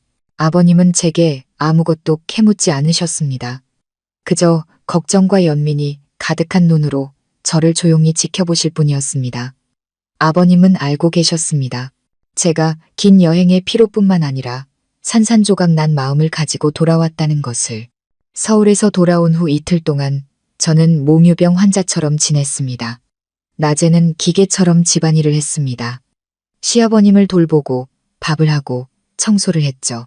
딸 앞에서는 아무렇지 않은 척 웃고 이야기하려 애썼습니다. 하지만 밤이 되어 아이가 잠들면 저는 홀로 어둠 속에 앉아 제 마음을 갉아먹는 고통과 마주해야 했습니다. 준호 씨의 배신은 유령처럼 잠자는 동안에도 저를 괴롭혔습니다. 눈물은 이미 말라버린 듯 더 이상 흐르지 않았고 가슴 속에는 그저 묵직한 통증과 끝없는 공허함만이 남았습니다. 시아버님은 모든 것을 알고 계셨습니다. 제게 무슨 일이 있었는지 묻지는 않으셨지만 저를 향한 관심은 더욱 세심해졌습니다. 아버님은 종종 말없이 저를 바라보셨고 그 눈빛에는 걱정과 안쓰러움이 가득했습니다.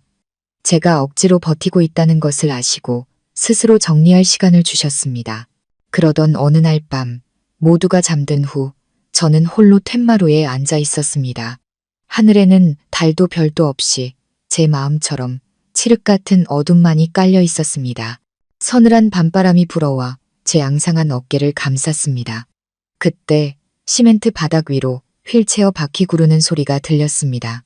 돌아보니 어느새 아버님이 휠체어를 끌고 툇마루로 나와 계셨습니다. 아버님은 제 곁에 멈춰 서셨습니다. 밤이 깊어 춥다. 왜 아직 여기 앉아 있느냐. 아버님의 나직하고 따뜻한 목소리가 밤의 정적을 깼습니다. 저는 대답 없이 고개만 숙인 채 깍지 낀 제 손만 내려다보았습니다. 아버님도 더는 묻지 않으시고 제 옆에 조용히 앉아 계셨습니다.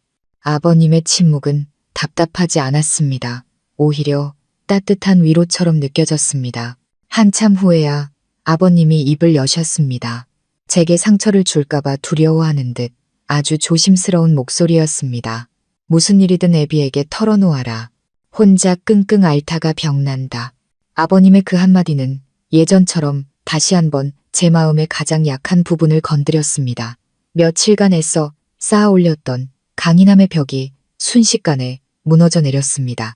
더 이상 참을 수 없었습니다. 저는 고개를 들어 아버님을 바라보았습니다.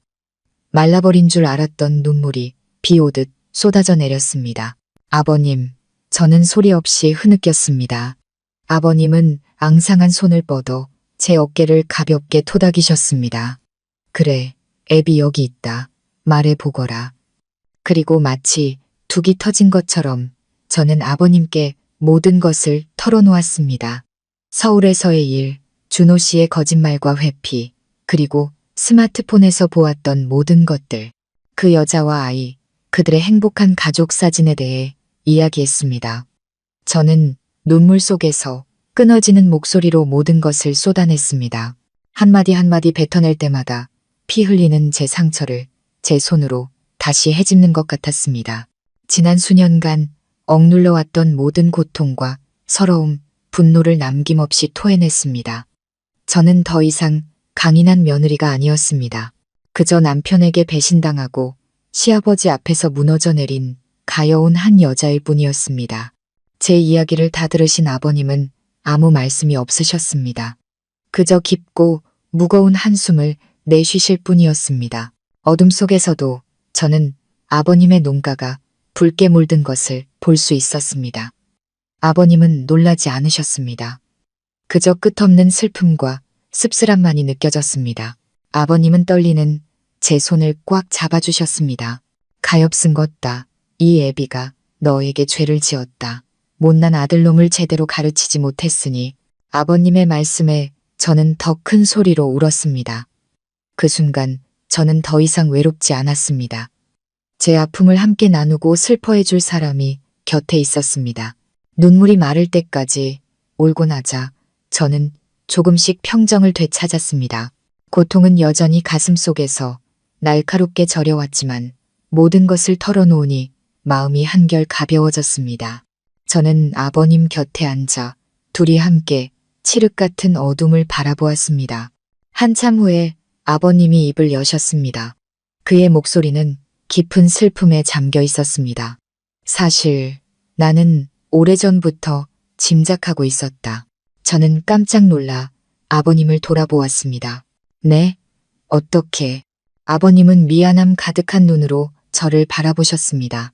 내가 이렇게 누워만 지내지 눈뜬 장님은 아니다. 나는 그놈의 변해가는 모습을 보았고 전화 통화 속 거짓말을 들었다. 진정으로 가족을 사랑하는 남자라면 제 처자식을 시골집에서 저렇게 고생하게 내버려 두지 않는 법이다. 의심은 했지만 물증이 없었고 무엇보다 너를 더 아프게 하고 싶지 않았다. 아버님의 말씀을 듣고서야 모든 것을 이해할 수 있었습니다. 아버님은 이미 알고 계셨던 겁니다. 그동안 조용히 모든 것을 지켜보며 저를 걱정하고 계셨던 겁니다. 아버님의 사랑은 너무나도 크고 깊었습니다. 제가 너무 어리석었어요. 그 사람을 너무 믿었어요. 저는 제 자신을 탓했습니다. 내 탓이 아니다. 아버님이 제 말을 막으셨습니다.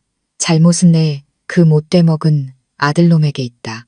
너는 아내로서 며느리로서 할 수 있는 모든 것을 다 했다. 너는 아무 잘못이 없다. 아버님은 잠시 말을 멈추고 무언가 아주 중요한 말을 하려는 듯 깊은 숨을 내쉬었습니다. 그는 제 눈을 똑바로 바라보았습니다. 그의 눈빛은 더 이상 슬프지 않았습니다. 대신 이상하리만치 단호하고 밝게 빛나고 있었습니다. 민서야, 몇 년 전에 내가 너한테 금융앱 쓰는 법 좀 알려달라고 했던 거 기억하느냐?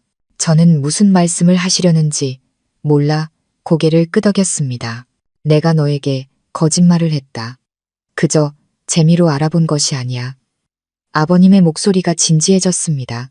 준호 녀석이 변심했다는 의심이 든 날부터 나는 너희 모녀를 위한 퇴로를 마련해야겠다고 생각했다. 내 못난 아들 때문에 내 인생 전부가 망가지게 내버려 둘 수는 없었다. 아버님은 지난 몇 년간 숨겨왔던 비밀을 털어놓으셨습니다.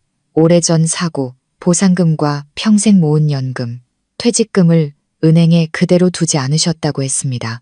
금융 전문가인 오랜 친구의 도움을 받아 그 돈으로 조용히 투자를 시작하셨던 겁니다. 매일 책을 읽고 시장을 연구하고 특유의 명석한 두뇌와 신중함으로 그 돈을 불려오셨습니다. 나는 내가 살 날이 얼마 남지 않았다는 것을 안다. 그래서 시간과 싸워야만 했다. 그리고 지금 그 돈이 원금과 이자를 합쳐 10억 원이 되었다. 10억. 병상에서 제게 말씀하셨던 그 숫자가 다시 한번 울려 퍼졌습니다. 하지만 이번에는 막연하지 않았습니다. 너무나도 선명하고 무겁게 다가왔습니다. 저는 그 자리에 얼어붙어 제가 들은 말을 믿을 수가 없었습니다. 아버님, 목이 메어 말이 나오지 않았습니다. 그 돈은 내 돈이 아니다. 아버님은 단호하게 말씀하셨습니다. 그건 내 돈이다. 이 가문을 위해 네가 바친 20년 청춘에 대한 보상이다. 너희 모녀가 새 인생을 시작할 미천이란 말이다. 내가 병원에서 너에게 줬던 그 통장 10억 원이 전부 그 안에 들어있다. 아버님은 제 손을 꽉 잡으셨습니다. 그의 목소리는 간절하면서도 강철처럼 단단했습니다. 그리고 내 유언을 잊지 마라. 절대로 준호 녀석에게는 이 돈에 대해 말해서는 안 된다. 그놈은 내 희생으로 만들어진 돈을 단 한 푼도 가질 자격이 없다. 그 돈으로 너와 하나의 미래를 준비해라. 이곳을 떠나 새로운 곳에서 살아.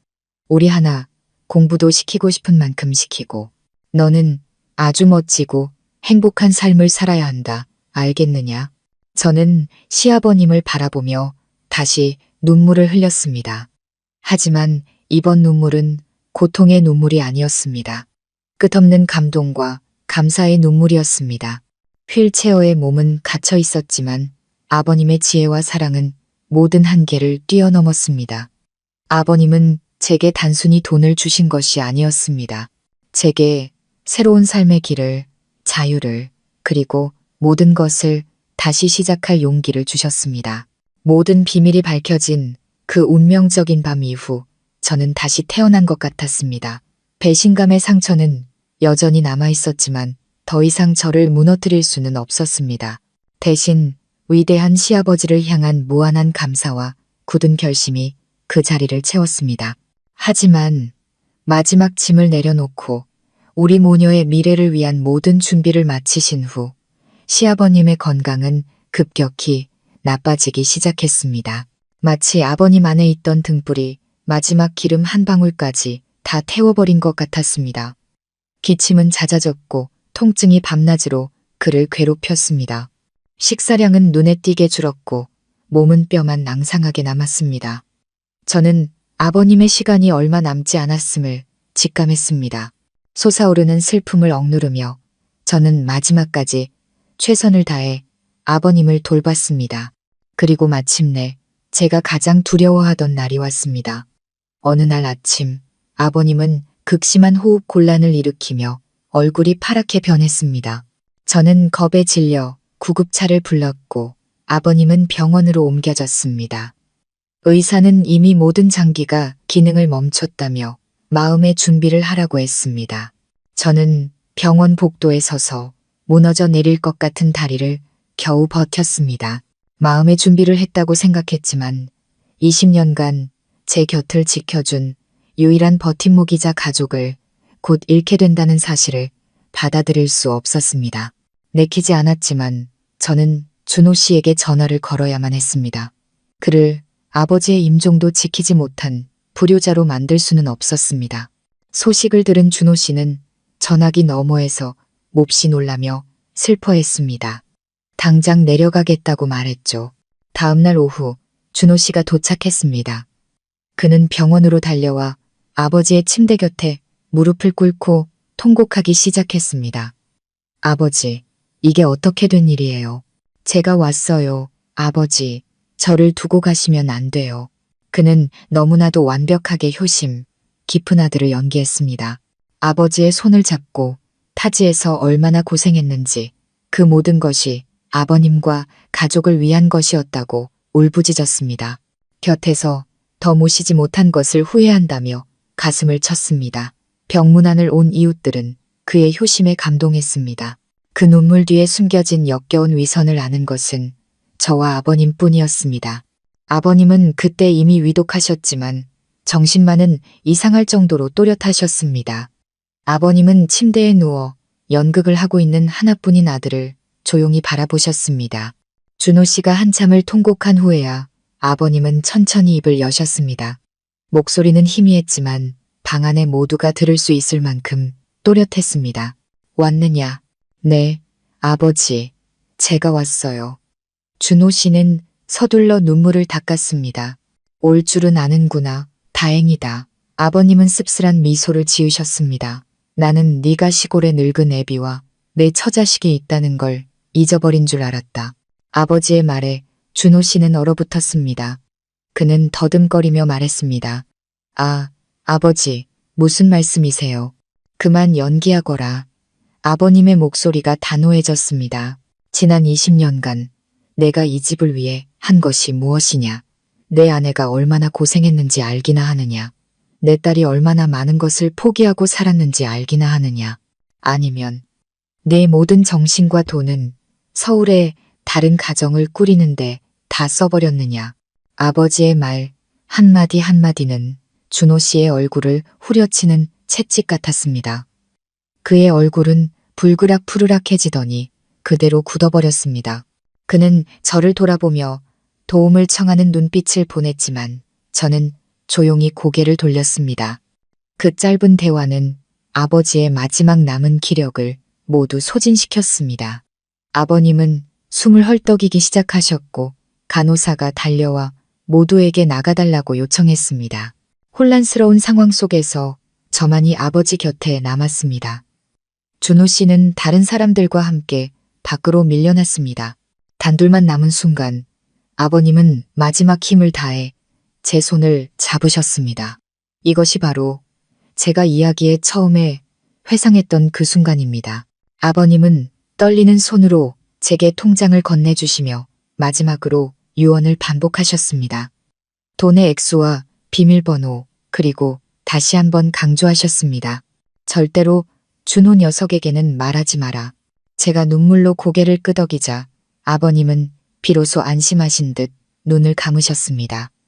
그리고 심박 측정기에서 길고 날카로운 소리가 울려 퍼졌습니다. 제 시아버님, 제 인생의 은인이 그렇게 떠나가셨습니다. 시아버님의 장례는 엄숙하고 슬픈 분위기 속에서 치러졌습니다. 준호 씨는 마지막까지 슬픔에 잠긴 효자 역할을 완벽하게 해냈습니다. 상주 노릇을 하고 조문객을 맞이하고 모든 절차를 꼼꼼하게 챙겼죠. 그를 보며 누구도 그의 슬픔을 의심하지 않았습니다. 하지만 저는 그것이 그의 마지막 연극이라는 것을 알았습니다. 모든 장례 절차가 끝나고 조문객들이 돌아가자 텅 빈 집에는 우리 셋만 남았습니다. 이제 모든 것을 마주하고 해결해야 할 시간이 왔습니다. 저는 하나가 잠든 밤을 택해 준호 씨와 마주 앉았습니다. 제가 미리 작성해둔 이혼 서류를 그의 앞에 내밀었습니다. 그는 서류를 보고 저를 보며 믿을 수 없다는 표정을 지었습니다. 당신, 이게 무슨 짓이야? 아버지가 돌아가신 지 얼마나 됐다고. 아버지가 돌아가셨기 때문에 이렇게 해야만 해요. 저는 그의 말을 잘랐습니다. 제 목소리는 놀라울 정도로 차갑고 단호했습니다. 20년 만에 처음으로 저는 그에게 나라고 말했습니다. 아버지의 마지막 소원을 들어드리고 싶어요. 이 결혼 생활에서 저를 해방시켜 드리는 것. 그게 아버지의 뜻이었어요. 준호 씨는 당황하기 시작했습니다. 그는 더 이상 점잖은 척하지 않았습니다. 제게 다가와 손을 잡았습니다. 민서야, 내 말 좀 들어봐. 당신이 생각하는 그런 게 아니야. 내가 잘못했어. 한눈 판 거 인정해. 하지만 그냥 잠깐의 실수였어. 내 진짜 가족은 당신이랑 하나뿐이라고. 그는 변명을 늘어놓기 시작했습니다. 그 여자가 자신을 속이고 이용했으며 아이도 자기 아이가 아니라고 했습니다. 용서해달라고 다시 돌아와서 모든 것을 보상하겠다고 애원했습니다. 울고불고 온갖 방법으로 저를 붙잡으려 했습니다. 하지만 제 마음은 이미 죽었습니다. 그의 거짓말은 제 경멸감만 키울 뿐이었습니다. 더 이상 변명할 필요 없어요. 난 이미 모든 걸 알아요. 20년이면 충분해요. 단 하루도 더 이상 당신의 거짓말 속에서 살고 싶지 않아요. 제가 단호하게 나오자 그는 협박조로 돌변했습니다. 이혼이 쉬울 것 같아? 이 집은 공동 재산이야. 하나는 어쩔 건데 당신 혼자 애를 키울 수 있을 것 같아? 재산은 저는 침착하게 대답했습니다. 많이 필요 없어요. 이 집은 팔아서 당신이 더 많이 가져요. 저는 하나 데리고 다른 곳에서 새로 시작할 작은 돈만 있으면 돼요. 5천만 원이면 충분해요. 준호 씨는 눈을 동그랗게 떴습니다. 제가 이렇게 쉽게 집을 포기할 줄은 몰랐던 겁니다. 돈을 중시하는 그에게는 엄청난 이득이었습니다. 그는 제가 가진 10억에 비하면 이 집값은 아무것도 아니라는 사실을 꿈에도 몰랐겠죠. 잠시 생각하던 그는 자유와 큰 돈을 동시에 얻게 되자 즉시 동의했습니다. 법원에서 우리의 이혼은 신속하게 처리되었습니다. 준호 씨는 집을 판 돈의 대부분과 현금을 챙겨 그 여자에게로 돌아간다며 곧바로 서울로 떠났습니다. 떠나는 순간까지 딸을 한번 돌아보지도 않았습니다. 이혼 서류를 손에 쥐는 순간 저는 슬프지 않았습니다. 오히려 엄청난 해방감을 느꼈습니다. 20년간 저를 올가매던 족쇄가 마침내 풀렸습니다. 저는 자유로워졌습니다. 파란 하늘을 올려다보며 맑은 공기를 깊이 들이마셨습니다. 제 인생의 낡은 한 챕터가 닫히고 더 밝고 새로운 챕터가 우리 모녀를 기다리고 있었습니다. 이혼 후 저와 하나는 더 이상 그 시골 마을에 머물지 않았습니다. 그곳에는 너무나 많은 슬픈 기억이 담겨 있었습니다. 아무도 우리를 모르는 낯선 곳에서 완전히 새롭게 시작하고 싶었습니다. 며칠 밤을 고민한 끝에 저는 서울을 선택했습니다. 대한민국의 수도이자 심장인 그곳은 딸아이에게 더 많은 교육과 성장의 기회를 줄 수 있을 것이고 우리 모녀의 과거를 숨겨줄 만큼 충분히 큰 곳이었습니다. 짐은 많지 않았습니다.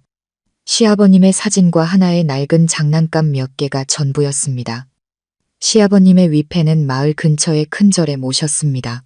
20년 넘게 살아온 정든 마을을 떠나는 길, 마음 한구석이 시큰했지만 그 슬픔은 곧 새로운 미래에 대한 희망으로 바뀌었습니다.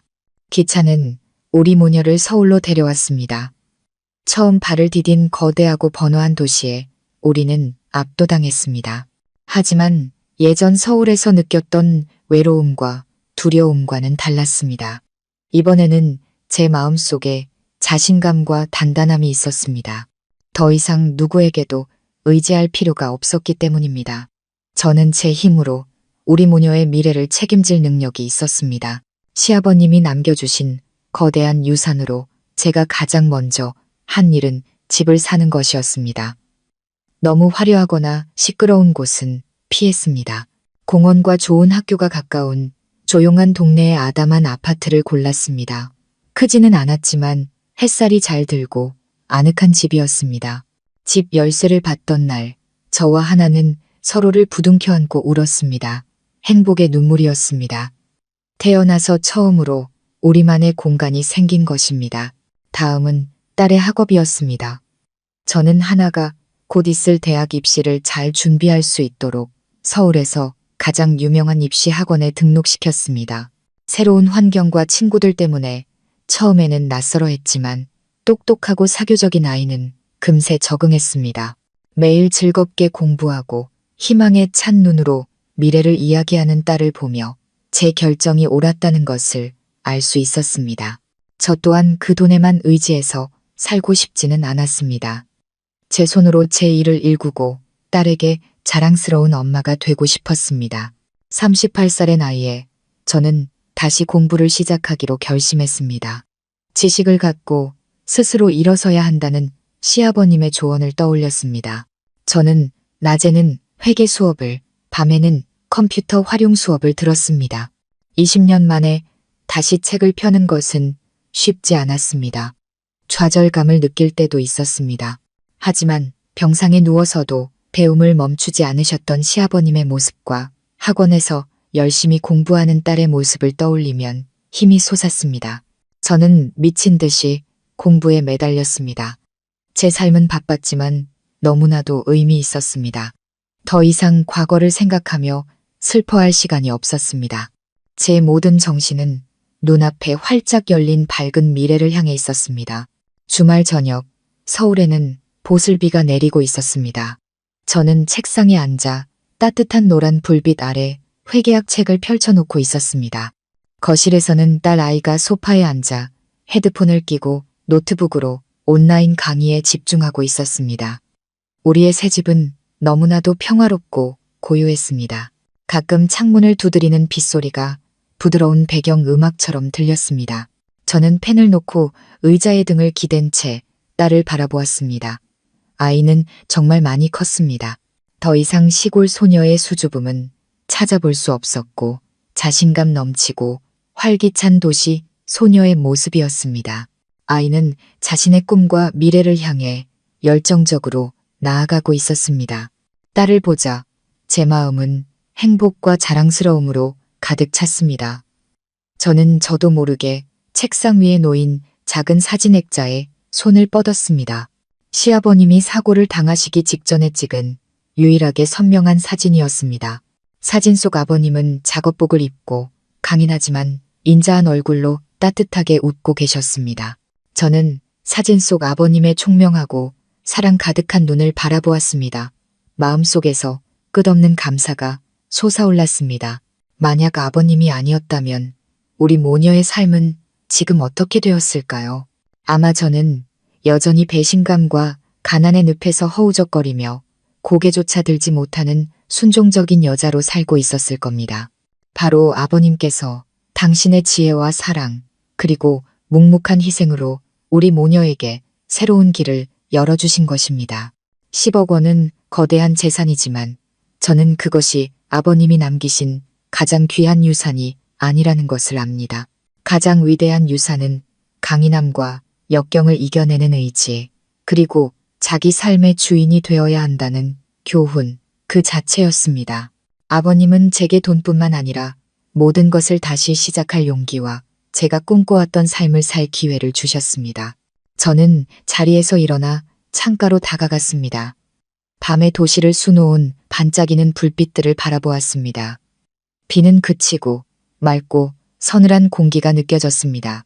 저는 깊은 숨을 들이마시며 온몸으로 퍼지는 자유와 평화를 느꼈습니다. 고통스러운 과거는 이제 지나갔습니다. 미래에는 또 다른 시련이 있을지 모르지만 저는 더 이상 두렵지 않았습니다. 아버님, 고맙습니다.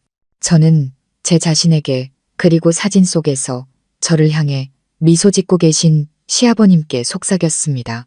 제 마음 깊은 곳에서 우러나오는 가장 진심 어린 감사였습니다. 저희 모녀에게 새로운 삶을 주셔서 정말 고맙습니다. 오늘 이야기는 여기까지입니다. 오늘 영상이 마음에 드셨다면 가족 이야기 채널 좋아요와 구독, 알림 설정 부탁드립니다. 여러분의 따뜻한 관심이 저희에게 큰 힘이 됩니다.